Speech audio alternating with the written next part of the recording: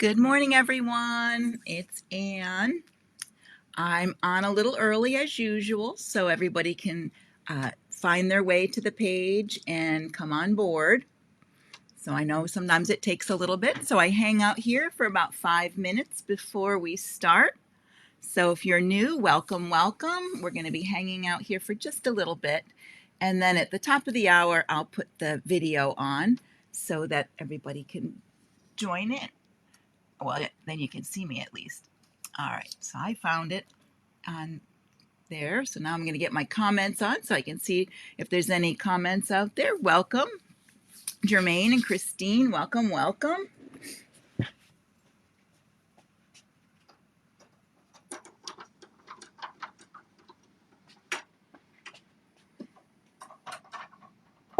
We have a cold, snowy day here in Delaware, and not too much snow. It's not been too bad, but we had a little bit of snow. Hi, Christine and Susan and Marty. Welcome, welcome. And Dee, welcome. I did post the class notes, so if you hadn't gotten them yet, you can pop out for a minute and do those if you need to, and then come back in. So, but we'll be starting at the top of the hour. As I said, I like to start a little bit early to give everyone a chance to find the page. And I'm going to see if I can get somebody here. Let's see, what is her name? Somebody was having trouble getting on, so I was going to try something here and see if it would work.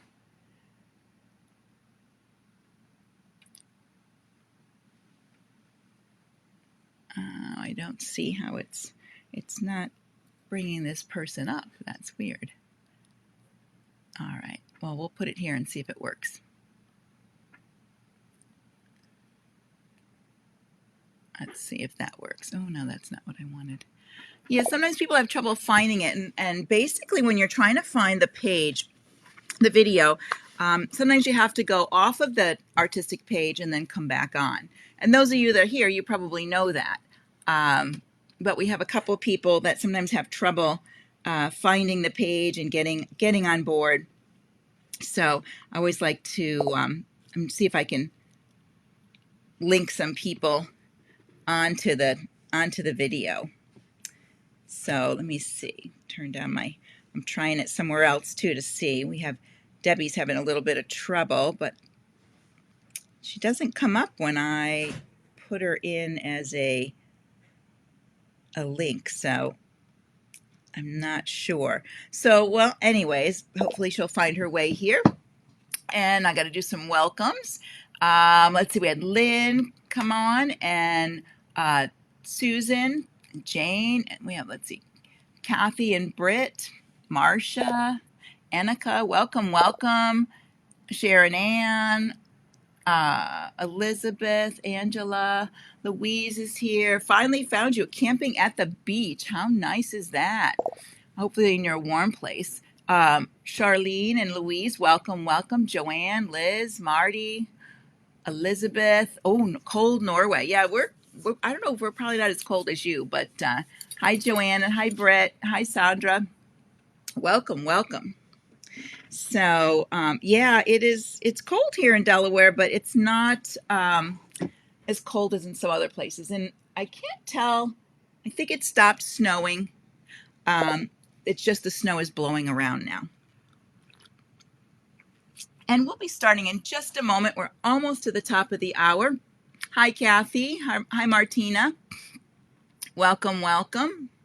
And just got a few little bit. My countdown is going. Hopefully everybody can find us this morning. I know sometimes it's hard, and it's not really, it's a Facebook thing, I think, really. It's a Facebook thing. All right, so let me put the camera on. Hi, everybody. Welcome, welcome. Welcome to February. I'll tell you, January just flew by, I'll tell you. So welcome, welcome. If you see me looking to the side, I'm just looking at the comments as they come in because I have my iPad set up off to the side. And So anyways, welcome to February. So we have a nice fun month planned with some great classes for the skill builder, and then also for the create it. I've got a couple interesting fun projects for that too. And let me just see who's out here. I was hoping Debbie Evans could get on here. She's been having trouble, but I can't quite get her to link on. So hopefully she's here and we've got her. But before I begin, I just want to talk a little bit about some of the stuff behind me. I do have my love jacket over on this side over here. This is paint stitch, and I'll take that down. We're going to do paint stitch at some point. This is what you can do with graphics when you bring them in. Some people have played with this already. It makes a thread work of art like that, and this is actually a graphic of a bunch of flowers, and then I cut them in the created them in shapes of letters first, and then I brought them into the program. So you can see how I did that. So you can see those stitches. It does stitch, when you look up close, you can see all the little stitches in there. It does do like a thread work of art. So some graphics look great this way and some of them do not. So you just have to test them out. And then let me get the one on the other side. I know you can't see it. I have to move my camera there. Let me see. And then, yeah, and you can't see outside, so it was hanging over there. All right, so this is the other one that I did, my love jacket. And this one is with Create Floral, with the floral vine fill. So I created the letters and then I put the designs in there. So there is a video on this already, and you can always do hashtag Create Floral to find it.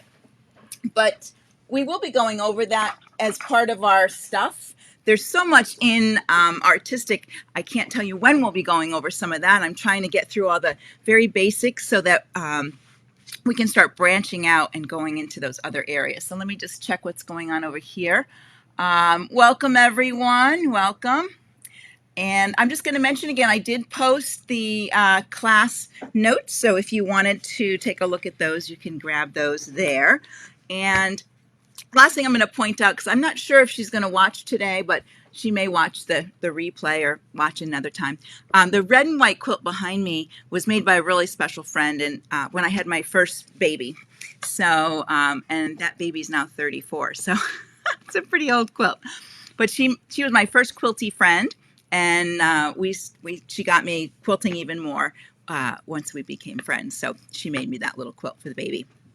Anywho, and I bring it out every Valentine's Day. It was perfect at the time because back then we had playpens, and that was exactly the bottom of the playpen, unlike, pack and plays now, which are a little smaller.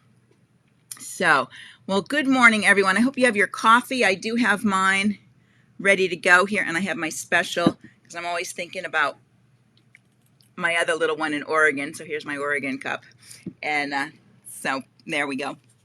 When I first started with Janome, anytime I went to a city that had those cups, I would get one for my for my collection. Not that I need, so many coffee cups, but now we have a ton.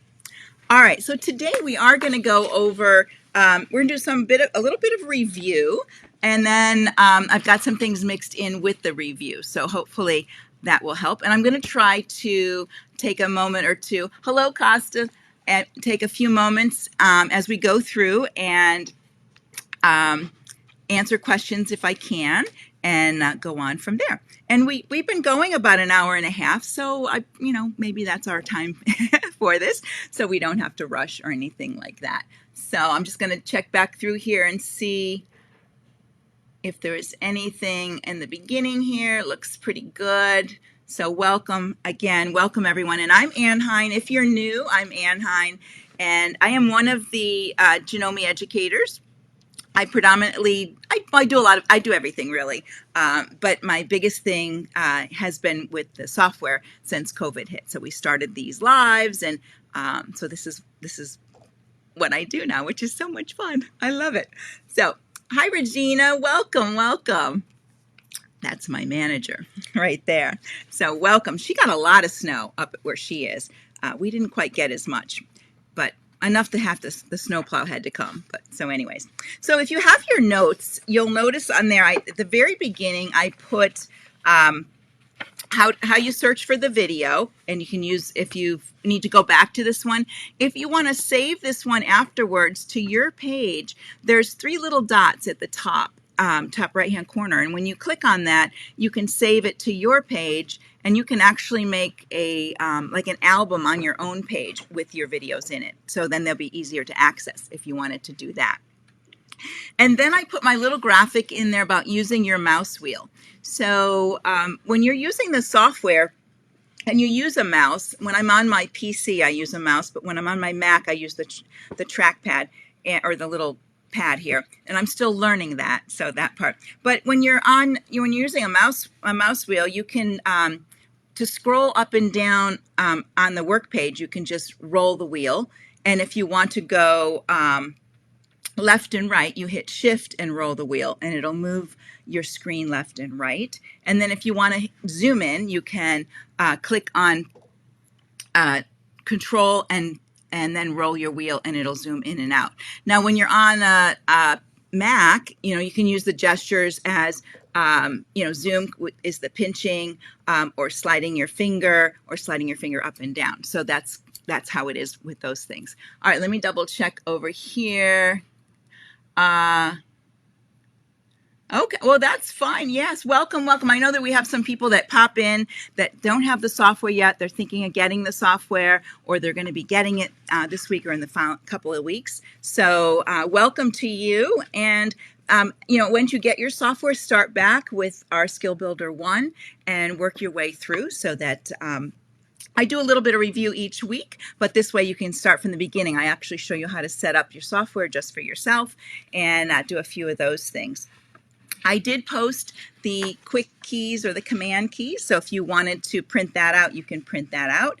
And I did post on the quick tip this last week about searching, and one of the things I think they made some changes in Facebook too, so I think maybe this is helping.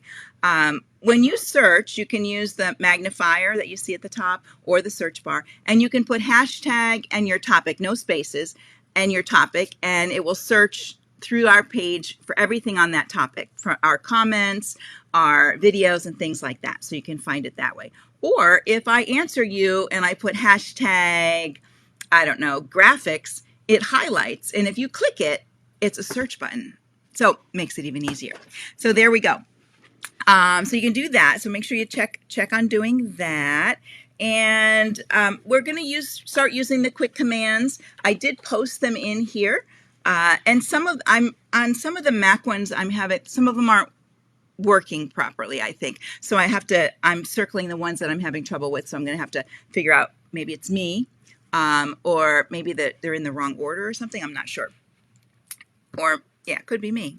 So we are going to start using the quick commands. I'm going to put them in parentheses after the tool that has them. And the first one is for your PC, and the second one is for a Mac. And when you sometimes when you're using different tools, when you hover over them, they'll give you the quick command, so you can learn them that way too. You don't have to use quick commands. I don't use them a lot of the time. It just depends. And some people are very used to them. Some of them are general ones that you'll see in other software that you're working on. So there are people that are very familiar with a lot of those, and they work very similar in here too. So some people are very comfortable. I like to show you where the tool is, and so I'll be probably putting the command on the paper for you, and then you can learn it that way. Okay. All right, let me double check here before we jump in. Let's see. I teach and keep you sane. Well, I think you guys keep me sane, because I don't know what I would have done all these months, all this time. I don't know. Maybe all that fabric that's hiding behind me would have been sewed up into something at some point. I don't know. So, all right, let me get my sip of coffee. And so let's jump in. I'm going to move to the software so that we can play in there a little bit. And of course, I will be taking breaks and checking for questions. Hi, Heidi, welcome. Checking for any questions and things like that. If I miss your question, you can repost it, or I do go back after class and after I have my lunch, I come back and I answer any questions at that point. So if I missed it, you can post it again. Sometimes they fly through really quick and I can't quite get them and go back to them. So if you have something and I missed it, you can post again. I don't feel like you're nagging me or anything. That's not a problem. All right, so I'm going to put the software on and then we will play a little bit. So let me do that. Let's see, I need this number. There we go. Here we are. All right, and this is the array tool, but we're going to come back to that. I'm just going to start quickly on the welcome page, and then I have to move my inner window here. Wait a minute. There we go, and center this a little bit. Okay, so I think we've covered this, the welcome page pretty well here. So, and if you are not familiar with it, please check back into the first two videos because we did a lot on it. And as we move through, we've used a lot of these tools. What I want to show you is when you're on a page, say you're here and you've closed your welcome page for some reason, and it happens, or maybe you don't want it open, whatever. If you want to bring it back, of course, you can use your quick commands for that. So I'm on my Mac, so I would do Command 0, and it would take me right back to my welcome page, which is pretty quick if you remember that. And then it puts the tab back on the top for you. So that's easy to figure out. It's also up here under Window. And of course, Browser is Command, well, for me it's Command B, and it's probably Control B for the PC. So you can easily go back and forth that way rather than maybe having the tabs at the top. Let's see, make sure we have what's going on. Okay, everybody's good. All right, so let's go into the work page and we'll open this. And I've covered quite a bit of this on our work page. What I want to cover today first that's new is the actually, it's on the main page. Let me go back there, and then we'll go back to the work page. I want to talk about fabric and embroidery category.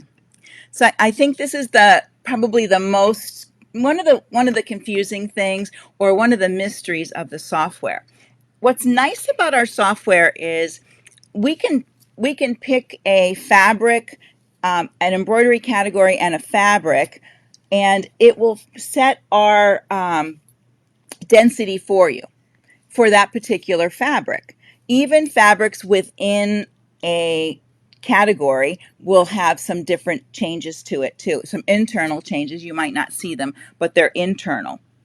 So when you open on the main page, you can open your fabric and embroidery category area, and you can also access it when you're on the workspace, and I'll show you that when we get there. But a couple things about fabric. One of the big things is, and I did put the pages, so if you wanted to go to your manual at some point, you can always look in your manual. But the embroidery categories, they are based on density and thread. And when you read through, there's a little bit in the manual about this, what each one is.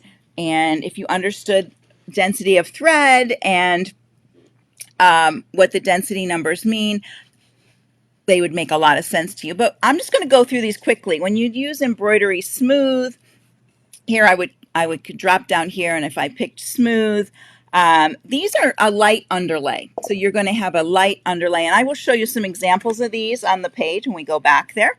When you're into normal, this is probably your most common area to select your fabrics from.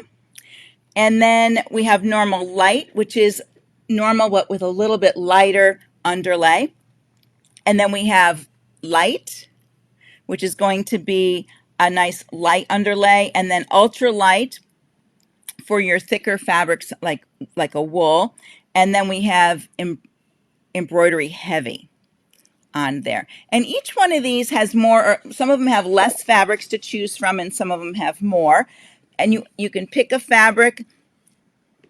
And typically I try to, when I'm working, is I try to pick the fabric that's, if it's not listed here, closest to what I'm using, or I would use the standard one, or I could use the none, but standard would work. And when you click on these, you can pick a color of your background. And what it will do is, I like mine in white because I think it shows better, but it does give you a little bit of a texture behind your work, but it also changes that underlay and the density of what you're working on. So that's a little bit about how those are. So let me close this. I'm going to put it back on my, we'll go on normal. And when you set it on your welcome page, it's your default. So whenever you open it, it will be right there as a default. Okay, some questions. What fabric should you make? Okay, hang on. So, so what fabrics and categories? The first one is, what fabrics and categories should you use when you make freestanding lace? If you're creating it yourself, I think I would. It depends on what I'm doing. I am going to do a little thing on making some lace or faux lace. Sometimes I stitch on organza, and I will pick, I think, light, or whatever the lightest one is, ultra, on their ultra light. Sometimes I'll pick that one, and then netting, because I'm going to be stitching on netting, and it gives me that underlay. So you have to experiment a little to figure out which one you would use. When you're doing lace, some of it does have a lot of stitching in it, so you may need to be under something that's going to have a little bit more underlay, because you need that underlay to hold everything together. So maybe you would start with maybe normal light and go from there. All right, so let me go back and get to my questions. That was the first one. And the added pages. If I import a Jeff design, does this change the density of the embroidery? It doesn't. Oh, if you pick a fabric, let me do an example of that. I think it will change it slightly. Yes, on there. What else? Are you saying that you use light for heavy fabric?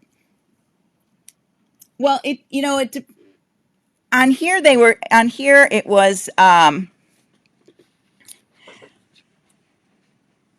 when I wasn't meaning a heavy fabric, I was meaning like a wool, which isn't really heavy. We think of it as a heavy fabric, but it's probably maybe just that it's more porous, I want to say, that way. So that's why you would want to use maybe a light one, so it wouldn't bog it down. But your heavier fabrics, you would want to probably go towards normal and up on some of your heavier fabrics. And it's all about what it looks like. And you can pick, I always do, sometimes I'll do a little sample if I'm using a certain fabric that I really want to make sure, I'm like real particular about. Sometimes I'm not so particular, and the general setting will be okay. But there are times when I want to go in and make sure I've picked the fabric that I'm going to put it on, and then I'll do maybe a little test piece to see how it's stitching on there and how I like it. All right, so let me get some questions here.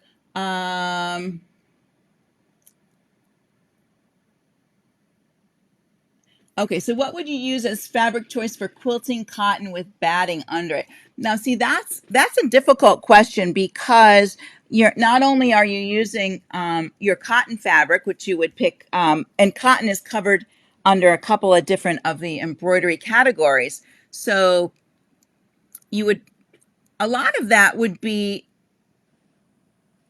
you might want to work with your density of it. And depending on what you're quilting, I mean, are you quilting a line design? Are you embroidering on top of, are you embroidering through all of it, or are you just doing, are you doing a quilting, like a run line design on there? So you'd have to, I would probably go with cotton first and take a look to see how it works, and then maybe adjust from there, do a little sample of that. Okay, underlay. So underlay are those stitches that are usually stitched. You'll see them stitched first, and they could be an outline around there, and then the stitches are put on top of that. Sometimes there's an outline and a zigzag in there, or there's some rows of straight line stitching. That's your underlay. It's your base for the rest of your embroidery. So it sets up where the stitches are, how the stitches are going to lay on top of that fabric, and it helps hold those stitches in their places.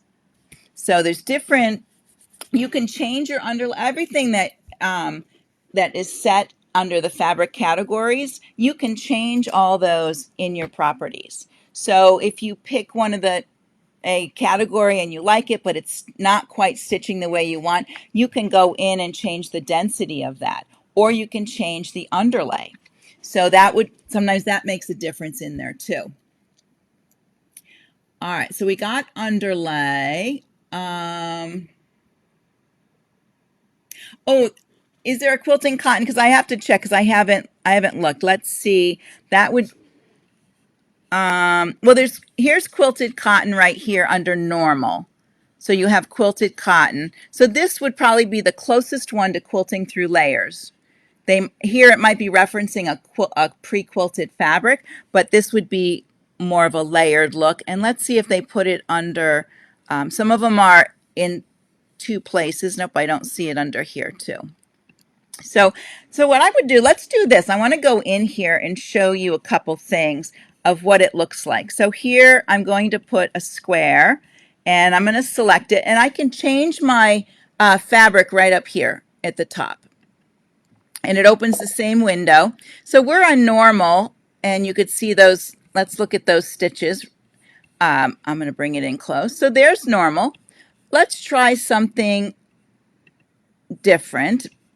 And we're going to change this to, I'm going to go down here to ultralight, and let's just pick that we're going to put it on bridal tulle. There we go. And I'm going to leave it pink. And you can see how much lighter my stitching is. I did a project on tulle. I made a skirt, and I actually appliqued on it, and I used this setting, and it stitched beautifully on there. It didn't pull my netting in. The stitches laid out very nice. So using the settings does help with your work. So you can actually see how that is lighter than, we'll go back so you can see if I went with normal. You can see how much closer those stitches are. And you can look over here. This is your underlay over here in properties. And when you click on underlay and you open this up, you have some different choices. Now these are fill choices. There's also underlay for your satin stitches when you're using outline stitches. Same thing there. Let's see. When working with, okay, hang on one second. Let's bring in a design, a Jeff design, and we'll work from there. Let me close this. Where are we? We're under, let me find one here. That's a good one that I used. Okay, so let's bring in this monkey. So when I bring in this monkey, there's nothing over here in properties because it's raw data. You would have to convert this to curves, which gives it its lines and curves, and then it would change. Then you would have the ability to make changes to do editing on the whole thing or parts of it. The other thing you can do is right here, look at your stitches. There's 16,400 stitches. If I went up here and changed my fabric, let's go to smooth and see if it changes the stitch count. It didn't change my stitch count, so it's staying the same. So you would have to come over here and you could convert to curves sections of it and then come in here and change your density. So you can change your density on it. And you can change it by part, or you can change it for all of it. And you can change your underlay at the same time. All right, so there we go with that. Does that make sense? So if I wanted to change the density on this, it may get thicker, or if I put in a different number. Oh, wait a minute, let's put in. So it filled in a little bit more because I used a number, a higher number to make it. I used a lower number and it made it less dense and go away. So you can play around, and actually when you have your mouse, if you put your mouse in here, you can scroll through the numbers and it'll change on the screen so you don't have to type them. On the pad, I'm sure there's a way to do it, but I haven't quite figured out how to make, oh, there it goes. Now it changed on me. Let's see if I can, I have to learn that gesture. Okay.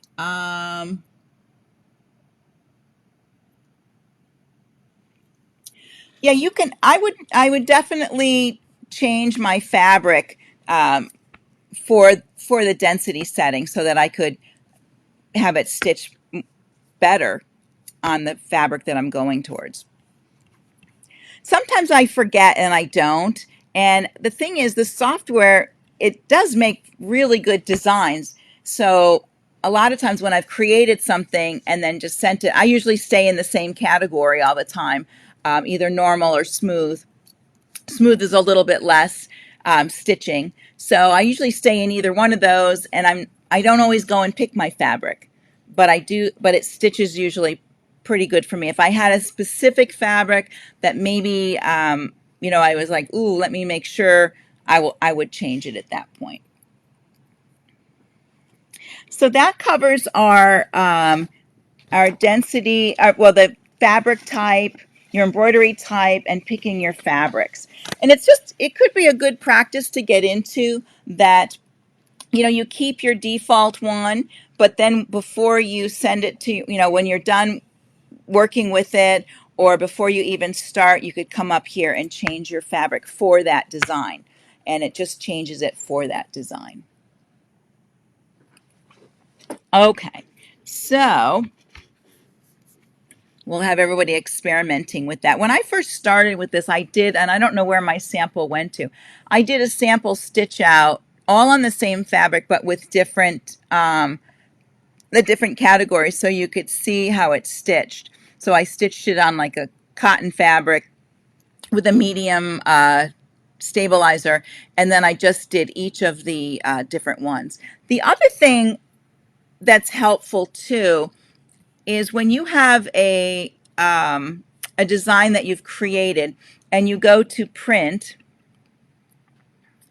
down here in the tiny, I have to change my printing size. Down here in the tiny print, it will say what stabilizer to use with what choices you've made. So that gives you some clues. And you can, I showed you in another class how to change the size of this print so that you can make it larger to see, because and you can change the font and the size of the font. I think that's like 1 or 2 back that we did. All right, so let's look at the top toolbar just a little bit, because we've done quite a bit on that. But I wanted to go back. Now, you might not see my very, very top toolbar because of the way I'm working with my Mac, and Mac puts that top ribbon up above where I can, where it shows on the screen for some reason. Even if I pull down my software, it still doesn't show the very, very top. So what's the very, very top for me is File, Edit, View, Tools, Window, and Help. That's in the that very, very top ribbon. I want to show you under File 2 things that we're going to come back to. And we'll come back to design properties too. I think I talked briefly about that, but we'll cover that again. So importing things, we'll talk more about importing things because we're going to be importing more than just embroideries, but we're going to work with graphics too. But you can bring them in from a file, or you can use your browse feature. You can import from a scanner, and then you can also import from a webcam. And when you select these, and we'll play with these a little bit, when you do from webcam, and ooh, hopefully I didn't lose you guys. Let's see. Hang on one second. Oh, shoot. Oh, that's what happened. Okay. My software closed.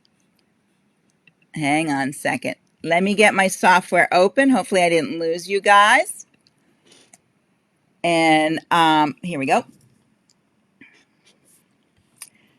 All right, we're back. So I can't do the webcam while I'm talking to you guys at the same time. But if you wanted to bring this is a really cool trick, and I can't show you because I'm online, so it's too much for all this to work. But if you had something you wanted to bring into the software, maybe it was a graphic, you could hold it in front of your webcam and take a webcam picture of it. And when you take the picture of it, it brings it into the image window. So I'm going to have to play with this to actually show you how I can demo it without my software crashing when I'm demoing. For some reason, I think because I'm streaming, I'm using a streaming software and this software, sometimes that's just too much for my piece. But take a look at that. We'll come back and we'll play with that just a little bit more. I may have to do that on my other computer and film just a little differently. The other thing that's over here is export. A lot of people, how do I transfer that? A lot of it's Word. So export is taking something from the program and sending it to your machine or putting it on a USB stick or any of those. And you'll notice the first couple of these are also located under the 215,000 or whatever your machine is. You have those options over here too. I basically use those because they're quick for me. But under File and Export, you have a few more that I just want to show you that are here. You have an image that you can do. You have SVG and to quilt. So to quilt, if it's a running line design, you can pick your long arm format to use, and you could save it as a long arm design. And SVG makes it an SVG, and you can turn it into an image. Let me see if I don't know if I can, let's try it because it may not work. Let's see, it may close my software. So here, see, it's going to make it an image, and I can decide what type of image I make it. Now, let me cancel this, and I want to show you why you would want to do that. Say you made, let's find my little monkey. Let's bring in the monkey. Say you made a design like this one down here, and one of our members made this design for me. Or made it for herself, but then shared it with me. So if I wanted to send this to a customer, I could make it an image file and then send it to my customer. So it's an embroidery, but I can actually come up here to File, Export to Image, and I could save it as one of these images, and then I could open it or email it to them, and it would be that image. So they could take a look at what your stitching looks like and all of that. And I could try to save this one. Let's see. And then we could maybe try to go look for it. So we'll save it as a PNG. I'm not sure because I am streaming if this will let me do this. Oh, it's letting me. Okay, so that was under Pictures. So there it is as my PNG. And yeah, so that's, I don't know if you guys can see that. So now if I send it, that you can see those stitches. Or if you're creating embroideries and you want a picture of your embroidery to put in a book with your design, you can do it that way too. All right, so let me go back because we have a lot of questions. I'm going to go back. Okay. Oh, okay. So, Sonia, did somebody answer your question on making a basting stitch? I think I covered that in an earlier one. Um, so, and it's very easy to if you're making like a basting box. I think I covered that last week or 2 weeks ago. Just make an outline shape and change the stitch length to a longer stitch length in your properties. All right, everybody's still here. So you don't have export under file. Do you need something? Let me try this. Let me close this stuff here that's in the way and put it back on here. If I don't have anything on my page, you're not going to have anything there. Remember the thing about more tools, less tools? So if you don't have anything on your page, there's nothing to export. It's going to give me import because it's going to let me bring something in, but there's nothing to take out. Does that make sense? So that's what you want to, yeah, Louise, that's what it would be. Just make a, so here you don't see it. If I just come over here and I make a shape and I go back up to file, now I have export because I have something I can export. That's what that's for. So if you're looking for it, it's one of those things where more or less, more tools, less tools, depending on what you have on your workspace. Okay, does that answer that? Good morning, Amy. I miss you too. Needed something in the design window. There you go. You guys are great. The other thing, the same thing under edit. I'm on the very top toolbar. You can't see it on the screen, I know, because this is just the way the streaming software does it for me. When I open edit, because nothing's selected, I just don't have too many things here. These two here are on there because of it's a Mac. So if I select my piece, I have more things. So let me go back. I'll deselect, unselect, and then you can see I don't have as many items under there. And then when I select it and I go up to edit, I have a lot more items. So that's something to think about. If you don't see something, make sure you select because that will help you. Even in your right click menus, you know, I have some tools here, and we'll be going over these as we go. But I have these tools here. But the one I don't have is shaping, and the reason why shaping only works with two items, and so now I have two, and I have to select both of them, and now you'll see I have more items. I have group and combine and shaping. So I have a few more items. So it depends on what you're selecting as to, you know, what tools you're going to get. All right. So just keep that in mind when you're working. Good morning, Mavis. Yes, it is Groundhog Day. Today is my oldest brother's birthday. I'll have to call him and see if he saw his shadow today. I always check to see what's going on with him. All right, so I talked a little bit about edit. Now, another one on the top that we've talked about, but I always like to remind people because people ask many times, and this is where it is. The optimizer options under tools, optimizer options. It's different than the optimizer that's over here under auto. This is your sequencing optimizer. And over here, tools, optimizer options. And of course, you have quick commands for that too. Opens this window here. And this is in the beginning, most of the time I don't have people go here, but as you start to design and work with the software, there's things that you want to tailor to the way you work. And one of the ones we've talked about a couple times is the applique frame out distance. And that is that little spot on our software where it stops between parts of an applique. You know, with an applique, you have your placement line, you have a tack down line, and you have a finishing. So between placement and tack down, the machine, it'll commands the machine to stop so that you can place your fabric.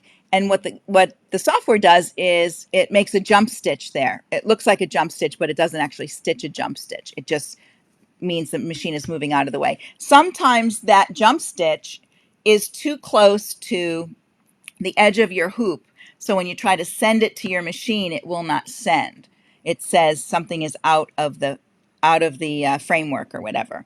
So that's where you can come in here and make this a shorter distance so that it doesn't jump as far, or move your applique in the hoop.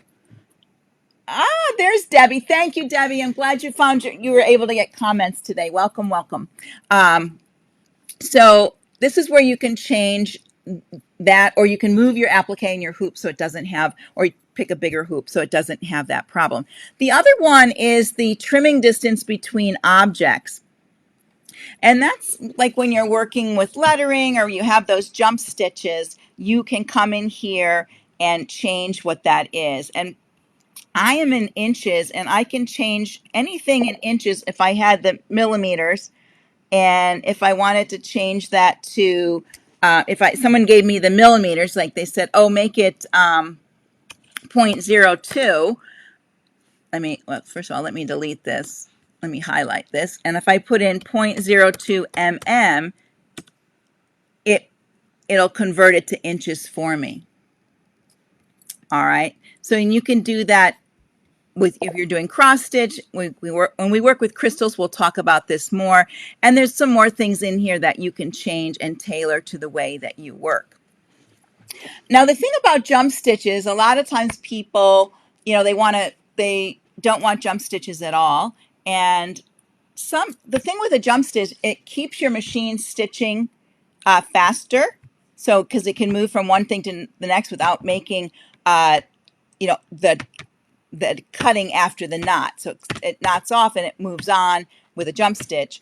It'll have to cut and restart over there and then move on. So, and sometimes it makes the back cleaner if you don't have those, all those knots on the back. But some people don't want to cut those afterwards. So you can, make them short if you like, or, keep them a little bit longer depending on, your production line and what you're doing. Let me go back and double check. We have, okay, so whenever you open Optimizer, you cannot see the, I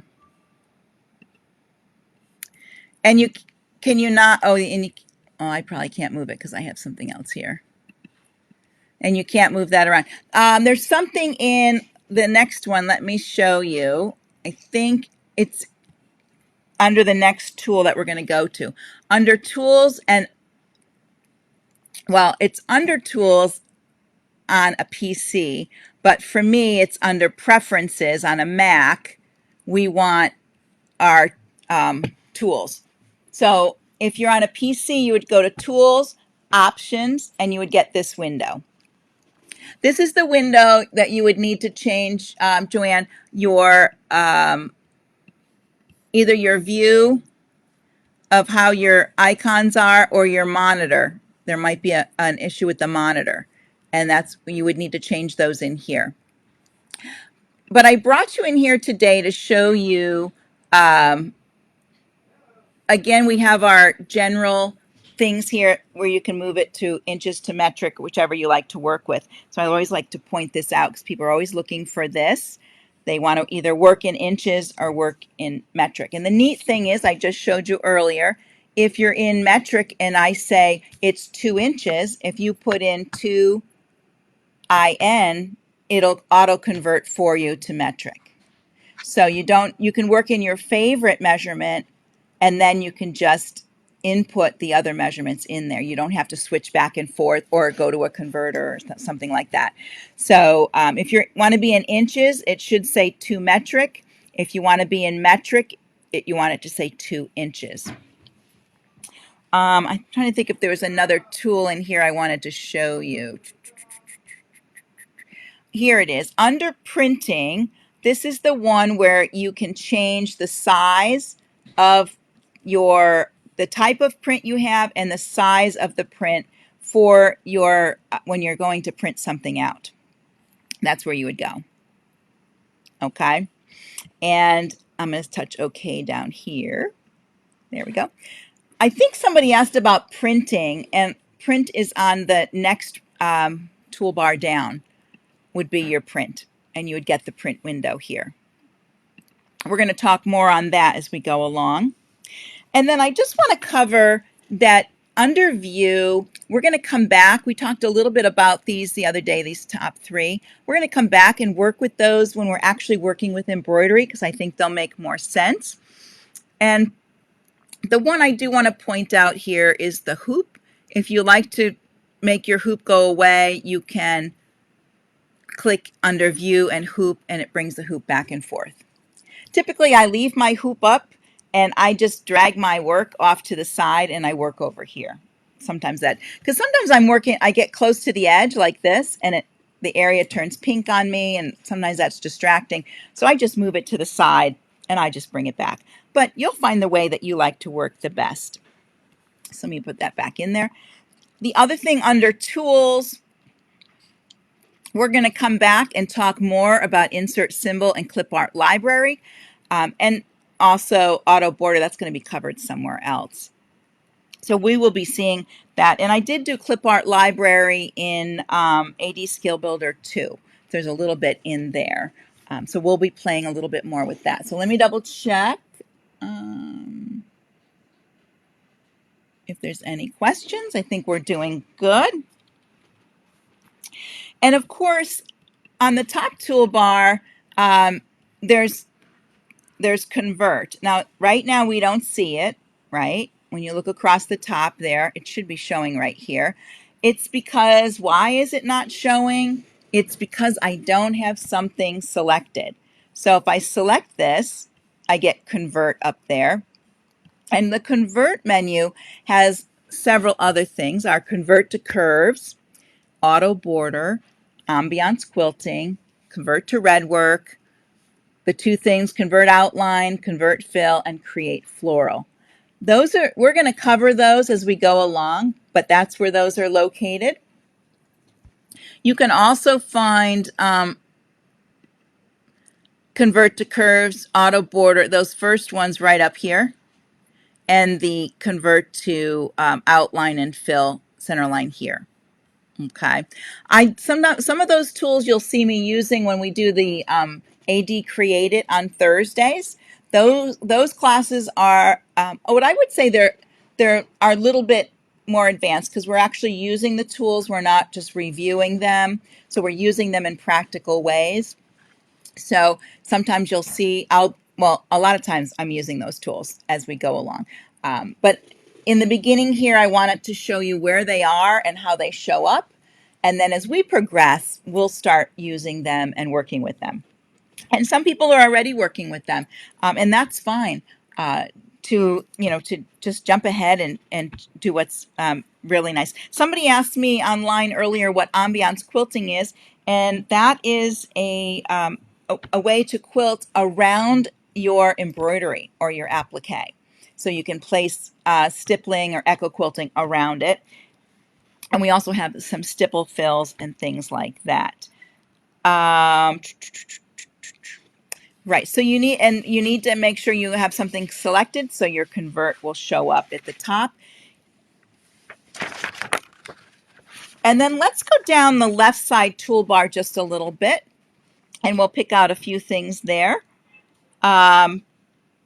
We talked about different ways to select. Also, there's some videos that our developer does, some like single topic videos on selection methods. There's some on they just did a series on properties and different fill types. So you can always watch those, which I think are nice because you can zero in on one thing without having a lot of other stuff to look at, which is nice. So edit nodes, we have edit nodes and edit stitches, and I just want to remind you the edit nodes is your shaping. It's the shape of things, and your edit stitches are those actual stitches, those actual threads in your design. So that would be the big difference in those two. We also talked about zoom, of course, and the measure tool. We talked a little bit about direction and your stitch flow and direction and divide and point direction. And I'm gonna do a little bit of that today when we get further down. I have a little thing I want to show you. And then we have then would be our digitize tool. So before we get to that, I want to go back for just a moment and show you if I wanted to use stitch flow with this design. I could click over here. Nothing shows up here because it's not selected. But once I select it, I get direction. So on this one, I can change the direction of those stitches. I could make a little line in there, and then I could pull it out just a little bit. Let me see if I can make this line longer. You can make sort of a curvy line. Let's see, that one's going to come out, and this one's going to go this way. So if you play around with this, you can get there it is. So now I have a little bit of a wave going on in my design. So it's just little tiny movements. If I move this over more this way, we can see that wave taking effect. Let me just move this out just a tiny little bit. The X is to take the line away if you don't want to use direction. So you can make your line long or short. You can curve that line. And as I back out, you can kind of see that the lines of stitching they're kind of coming around this way and going up that way. So that's making the direction. But again, things don't show up unless you have something selected. So the big part I want to go over today is the digitize tool. I did this last week. I'm going to get a new page. Actually, I'm going to get rid of this one because I don't need it. And what is this one? Oh, here's an empty page. So I did talk about this last week, and I showed it a little bit. But what I want to show you is when you are using the digitize tool, I think it comes as the default, which is called the context menu. And what that means is for your outline shape, and on my notes here, you can see where it says context. When you go to draw over here, your left clicks are curves. And if I want to do a sharp or a cusp, I would have to hold down shift, and then I get my straight lines or my corners. So left clicks, right clicks. That is in the context menu. If you picked and I'm going to show you where you go to get these in a moment. If you picked the drawings menu with your outline shape, it's the same, but there's some single clicking going on. So you can sometimes people find that easier and faster than using two fingers or double clicking and things like that. There's also the Janome Elna menu, and when you've chosen that one, your left clicks are points and your right clicks are curves, and you would hit escape to end or double click to create your object. And here, same thing, I'm in the context. If I wanted to end this, I could hit enter and it ends it, or I could right click or hard click on my Mac, there we go, and I would have some choices here.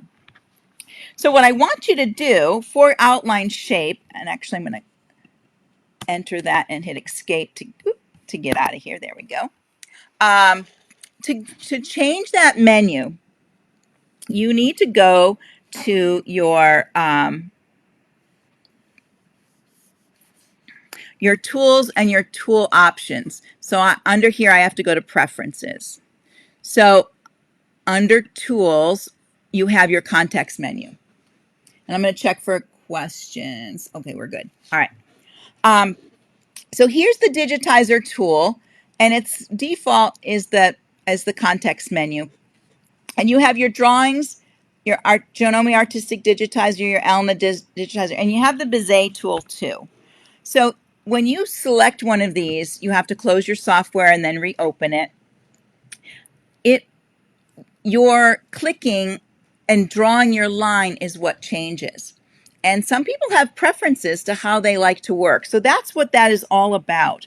So your homework, and I haven't given homework before, your homework is to maybe click on drawings, close your software, reopen it, go to your outline shape tool, and see how the difference is. Now you can go to your, in the manual, it gives you a little more information in the manual, starting on page 125. In that area, it also tells you some shortcuts using the Alt key or the Shift key and things like that per the type of tool you've chosen. So you may want to play around with these, or if you're familiar with one of these, maybe that's the one you want to work with. It just depends. So I want you to go, that's what I want you to do. I want you to try each one of these and use the Digitize Outline Shape tool and see what you think and how you feel about that, and find the one that you like best. All right, so that's all under this first one. All those things I talked about change what is under Outline Shape. Freehand Shape does not change. And with freehand shape, to me, that's like, you're just drawing on here like with a pencil. And I'm using my finger, or you could use your mouse. And so you can draw something like this. You can connect it up and it becomes a shape, or it can just be a line. There's no clicking involved. Sometimes when you're outlining something, this is a great tool to use. Oh, see there, Teresa, now you know it didn't work like mine. There you go. Yep. So when you're using the freehand shape tool, notice I have a little menu up here I didn't have before. I have the smoothness level. And so let me show you the smoothness level. This one here is going to be the smooth, whoops, let's see. We're going to break apart this. There we go. And just select that. Let's go back and we'll do another freehand shape. Here's my smoothness level at 10. So there's my line. If I edit nodes, you can see there's very few nodes on there. So it could be less smooth. If I did it again, the freehand shape, and I made this like 0, and I drew a line, and then I did edit nodes. See how many nodes are on there compared to this one? So more nodes, it's making it come around more smoother. So you can change the amount of nodes that you get when you're working with your freehand shape tool. You can also use the Shift key when you're drawing with the freehand shape tool. Let's see if I can get, there we go. And it helps make your line smoother when you get done. And let me hit select. Now I was on a smoothness of whatever that was. Yeah, 0. So let me put it at 10 and try it again. Hang on here. Let's make this 10 and draw my line. There we go. Much smoother line that I'm going to get. So there's ways to use the tools and get smoother lines and maybe when you're tracing something, that comes in really handy, so you can smoothly go around things and it adjusts the smoothness for you. Even if your hand is a little shaky, it'll help smooth that out. And of course, the magic wand. I like working with the magic wand. I'm going to actually delete all of this. And we'll play with the magic wand a little bit. I'm going to check. Uh-oh, did you look? Oh, are you back? Did we lose the video? Everybody was pretty quiet there for a little bit. I think you're still out there. Okay. So, let's get this one out of the way. I have shown the magic wand before, but I want to bring in a design like this. Magic wand, you can use magic wand to fill in things too. Now this already has a fill, and I'm going to select this and delete my fill. And say it came in like this, and I wanted to put a fill in there. If I grabbed my magic wand, I can just touch here, and it fills it in. So it'll fill in holes. So if I undo that,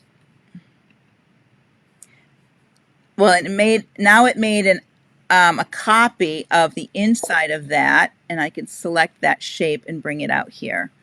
And I have a copy of that shape. So your magic wand can fill in, it can make holes, and it can make a copy of what you're working with. Another fun tool to play with. Okay, another fun tool to play with. So these are the things in your homework. I want you to play around a little bit with your outline shape tool, going to the context menu and changing it to the different ones. Try the freehand shape tool, and also try your magic wand so that you can get used to playing with the different parts in here. They'll really make your designing go easier. The more you play with them and the more you get comfortable with them, the easier that will be. And what's nice is with your outline shape tool, you know, let me escape from here. If I was working and I said, oh, I want to do the outline, of course, I can do my, I can use my shortcut key. Now for, this is the one that doesn't work. The one for the Mac, the command plus F5 doesn't seem to work for me. I keep getting my voice thing on it. But the freehand shape one does if I just hit, oops. Well, it was working earlier. So if you do, that's the other one I have to check, is the F5 one here on the freehand shape. It works for PC, but I'm having trouble getting it to work for Mac. Okay. Oh, I remember how to use knife. So we are gonna do the did I put knife on here? I did. I thought maybe I took it off. Oh, I know it's on here. Okay.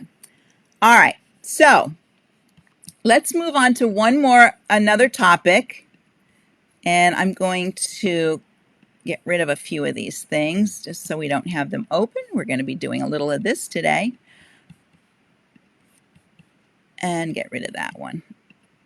And we'll get rid of this. Thank you for that. I love this design. All right, so here we are. So I want to talk a little bit about properties. And you notice nothing on my screen.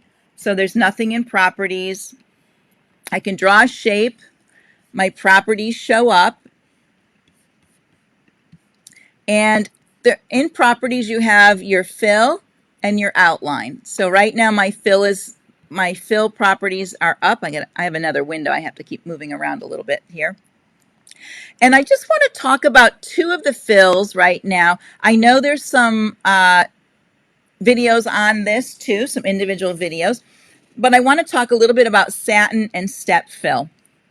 A lot of times you're starting to design things, you're starting to create your own things. So you can change under step fill, you can change the pattern of that step fill. And this adds some really interesting aspects to your embroideries. So there's a lot of these in here you can change to. They make nice patterns, nice fill patterns for different things, and adds a little more dimension to the embroidery that you're doing. So you can pick any of these. You can still use, let me go back to this one. You can still use your stitch flow with these also. And you can move the direction that they're going. See how they're more up and down than if I had them this way on an angle?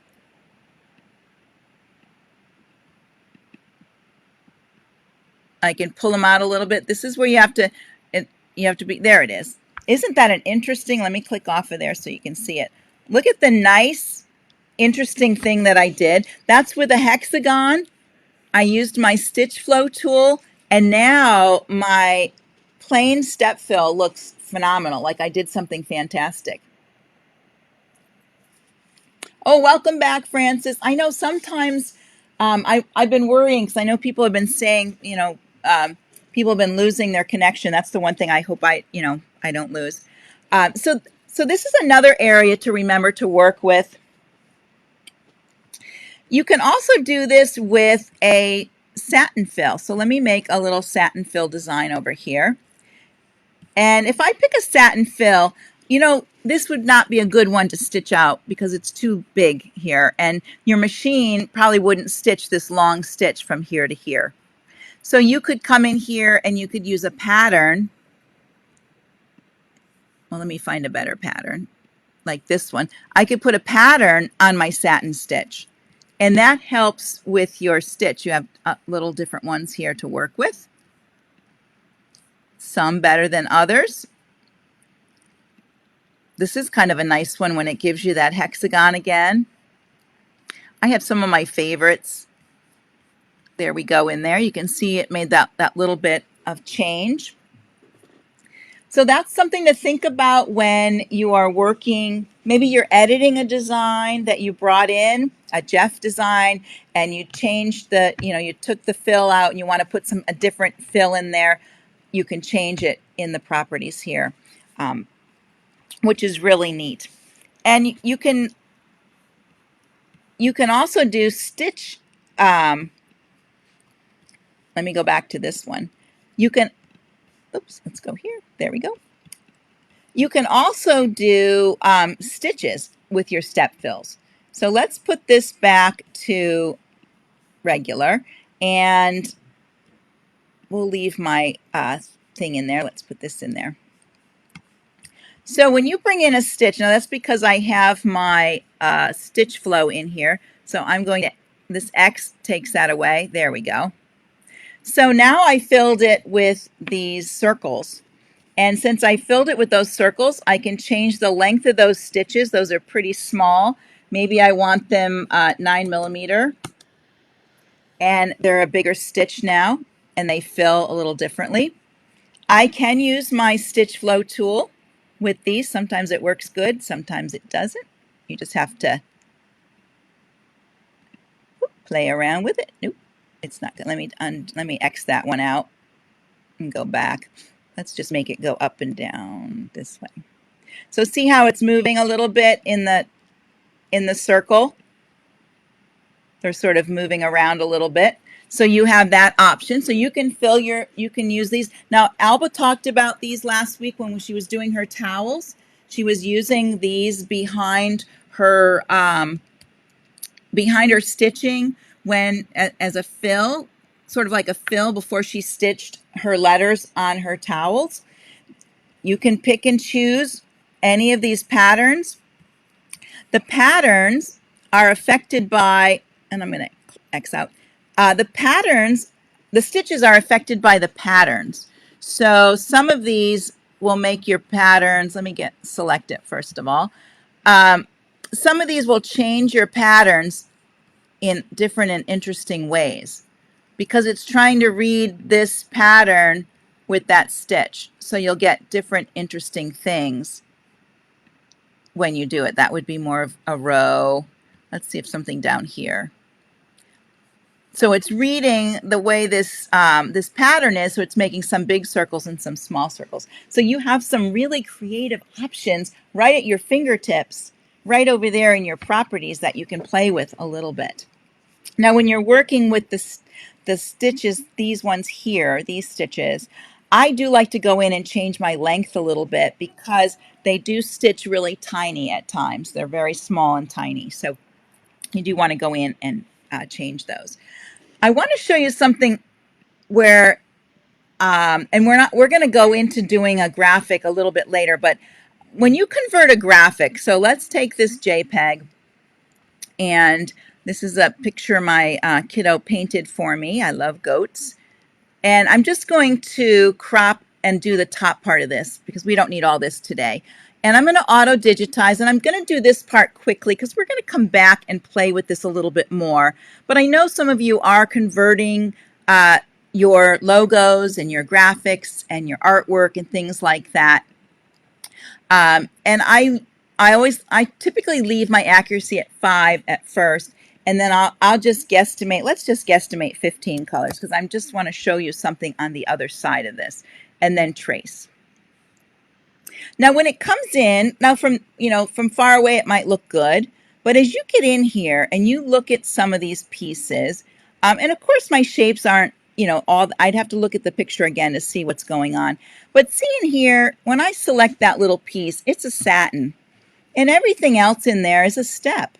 So I could easily click step and make it a step fill.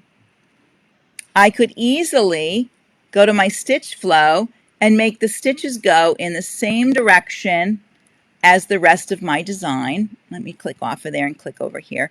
And now I've changed that area to sit in there a little flatter. You can also come in here, and if you have sometimes when you convert, you have a ton of, like over here, I can see 114 little parts. So this little part here might be too tiny, or this one just might be too tiny. I have two choices. I can grab it and combine it with something else, or I can delete it, and then I can, well, let's select this one here, might be easier. I can select this one and I can edit my nodes, which edits the shape, and I could bring it up into there. So now it's filled that back in. Or maybe I want to grab both of these. I can shape and weld them. So now they're all one piece. And then I could play with my stitch flow in here. This part I would take my edit nodes and clear out that like this. Let's just take that away. Now it's all one piece and I can play with it that way.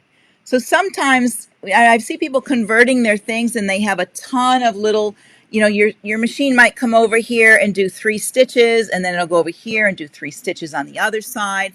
So this is how you would go in and do some of those simple edits in the beginning.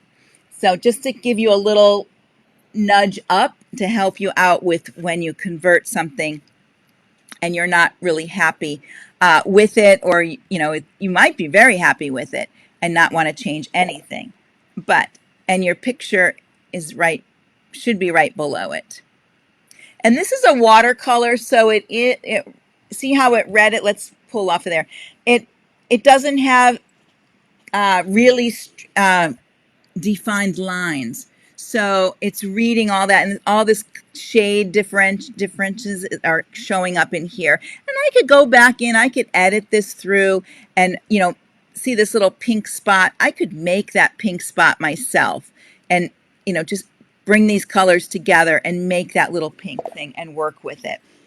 So it is doable. All right. So does that make sense to everybody? How do you like that part of it? You can just give me some thumbs up or some hearts. Or you've all fallen asleep. That's okay. All right, so I'm going to jump in and we're going to do the array tool a little bit today. And I'm going to start with the rectangular. Oh, good. Everybody's, oh, great. So yeah, and that's the reason I wanted to show you that with bringing in a JPEG or a graphic, and how you actually get in there and do some of your minor editing, because we were talking about properties and we are talking about fills. That's one way to go in there and play around with that. All right, so I'm going to skip over my 3 favorite tools because I did those last time. Yep, it would make a difference if I picked 6 over, oh, let's go back and we'll look really quick at 6. It's going to render it down to 6. Whoops. Oh, that's not what I want. Hang on, let me cancel that. I want to crop it here because I only want the top. And let's look at 6 really quick, and then we'll do arrays.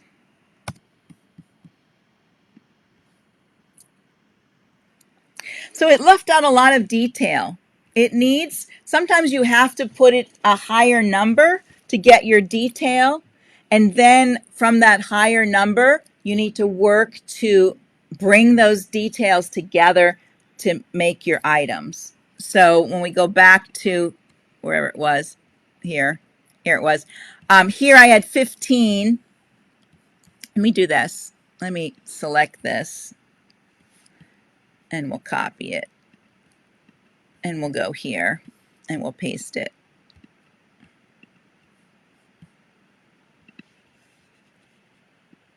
Oh, come on. Move down here. Okay, so you can see, you know, this would be, the upper one would be much better to work with. I mean, I can even up the colors more because there's a lot of shading in that design. And then, you know, from there I might delete and bring colors together and add the definition that it needs. Change my different stitch patterns. That might make a difference, or even stitch direction. To see how this is here, that's kind of flat. If I did stitch flow and maybe made it go in this direction, or even changed this to something else, maybe not that, but something else like that, it would really change my design. So you have some unlimited things you can work with to really create some designs. And you know, you don't have to start, maybe just not start out with something with so many colors in it, but pretty much we all start at this point because that's what we want to do. You know, I jump off into the deep end too, just like all of you. All right, I did see a comment. All right, so if you can't see your comments, up in the top right corner, if you're on your iPad, there's a comment button. You can touch there and it should bring it in and you'll be able to see it there. All right, so let's talk rectangular array. And actually, I'm going to close some of these because, there we go. All right, we're going to go here. So let's talk a rectangular array. This is another fun thing to play with. And what you want to do is you want to make a shape. I'm going to make a rectangular shape with my rectangular array. So here's my shape. And I'm going to select rectangular array. And what happens is wherever I was last with the array is where it pops up on my screen with however many pieces it is. You do get a toolbox at the top and you can change how many you want, you know, horizontal and vertical here. You can change them up here, change it, and then hit, let's see if I change it and hit enter, you can get more that way. You can change the spacing up here with actual numbers. So if I wanted them to be, say, 1 inch apart, I can put in my numbers. If I want a certain number, I could do it that way. This is new, our presets, and we'll play with those in just a moment. And then your clone objects. And clone objects, when you have that selected, it means if you make a change to one of these, it will, let's see if I can, it will change all of them. So you can make, so you so they all get the change. So you don't have to go back through every box and make a change through every box. It changes each one of them. And I actually probably mirror imaged one of these by mistake. So let me show you a couple things with these boxes. When you're in the array, you can select any of the oh, let's see what's happening here. There we go. You can select, this is your main one here. So you can select the one to the right and you can stretch it out this way or bring it back. You can select the one away over here and slide it in and out. You can select this one and change the distance apart this way. Or you can select the one down here and it moves them that way. You can kind of roll your finger around and get that kind of thing. All right. Oops, what's going on here? The workspace hasn't gone pink because I haven't applied the array yet. So it doesn't know it's outside the hoop. That's why. So when you hover over these, you get a couple of tools. This one is mirror image. And it's not really going to show much because I have a square in here. But it would mirror image. Well, my square is a different size. So it mirror images every other one here. And this one will rotate my image. So this will mirror image. This one will rotate it, so it will bring it around. So you just hit your arrow and they'll rotate around. And you can rotate individual ones or they rotate together, opposites. This here is your tool to angle it off of wherever this is, and you could put this here anywhere. You can drag it anywhere you want and then, drag it up and down here. So let me bring this back down here, and I want to show you one other really cool thing. When you're working with your array, instead of like, if you want to add or delete some, if you hit Shift and click on here, you can drag it out and get more or less. You could bring it down and get more or less. Let me go up here because I went off my screen a little bit. So with Shift and click on here, I can make my change just like that. I can bring this back up in here and put it in there. Uh-oh. The video ended. No, I still have it. I still have it going. Uh-oh.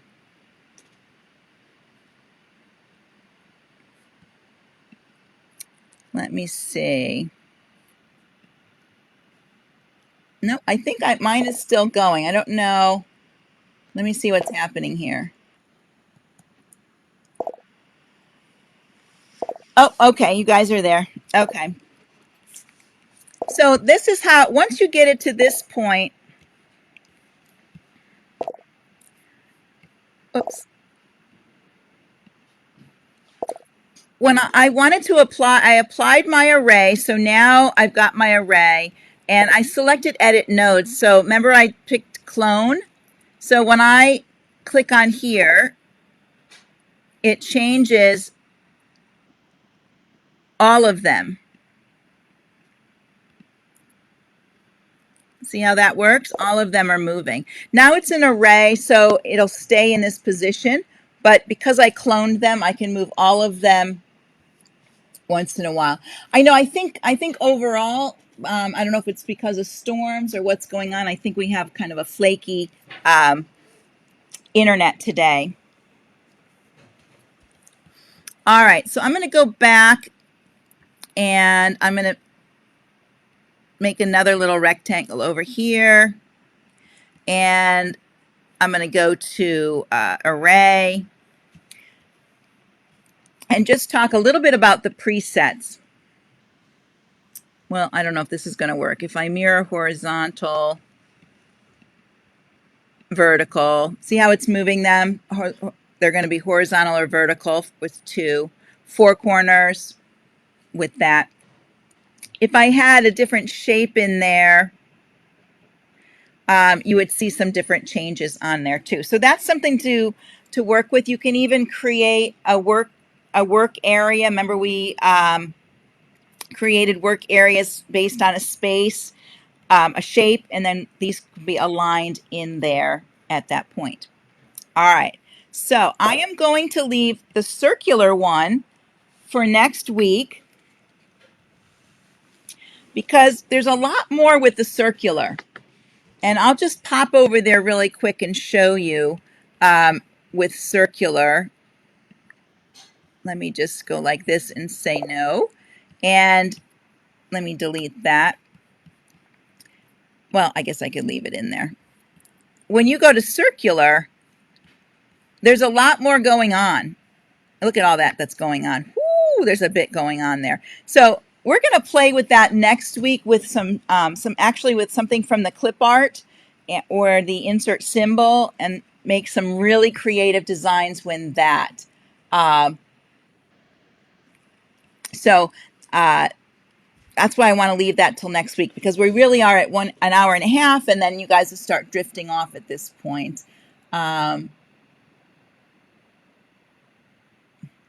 So what are arrays? Arrays are a design that's repeated in a pattern around an access point. I think that's a good explanation. And somebody else had another question. I can't see the whole print menu. Is there a way to expand this? Jane, do you mean under, when you go up here to print? Whoops, nope, can't do that. Hang on. Let me go here. Whoops. You mean this menu is not big enough? You can make it smaller or larger with this? Or do you mean you can't see what's on the menu because the printing is too small? If it's too small, you'll need to go up to your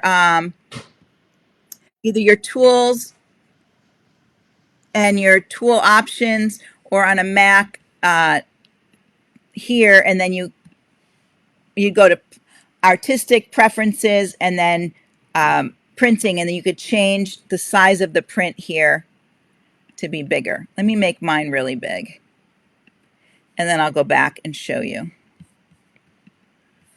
All right, so let's print.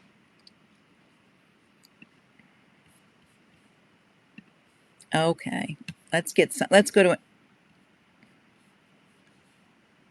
So when I go to print this out, my print will be bigger. Whoops, I really didn't want that. So when I choose different things, let's do all this. Oh, let's do information. So see, now my information is bigger down here because of that print, because of this change in the print.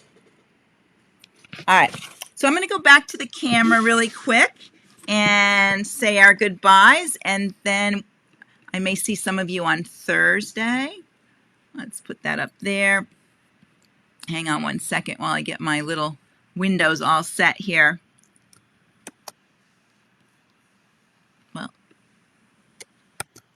Well, maybe not. Let's see here. There we go. All right, there I am. Okay. So hopefully this was helpful to you today. We did cover a lot of ground. We're slowly going to move from doing a lot of our reviewing to starting to get into some of the other tools and start using some of those other things and delving a little deeper into artistic. But in the beginning, we do need to review several times, because those are the questions that come up. You can't find something or you're looking for something. That's why I like to review those tools all the time. Oh, good. Beverly's getting ready to purchase. So yeah, so welcome, Beverly. I love this software, and the more I play with it, some days I just amaze myself. I think, oh, I did that. I can't believe I did it. And then I see some of the things that you are doing. Amazing, amazing things. You guys inspire me sometimes with what you've come up with. Sometimes you make me giggle with some things that you've come up with. But it's all fun, and I hope everybody's enjoying it. I'll be back on Thursday for the Create It, AD Create It. We're going to be doing a little project for the holiday, and I hope you'll like it. I was going to kind of, all right. I think I'm gonna show it just briefly. And we're going to do something like this. There we go. But that's all I'm going to show you. So you'll have to check back on Thursday on how we do that. It's going to be fun. Let me check one last thing for any questions before I go. The print menu is too narrow. All right, Jane, let me see. If any of those things I told you, if they don't work, send me a private message and we'll go from there. And I know we all do well with reviewing. And sometimes I learn, as I review, there's more things you remember them more as you review them. So, all right, everybody, I'm going to let you go. I'm going to go have my lunch date.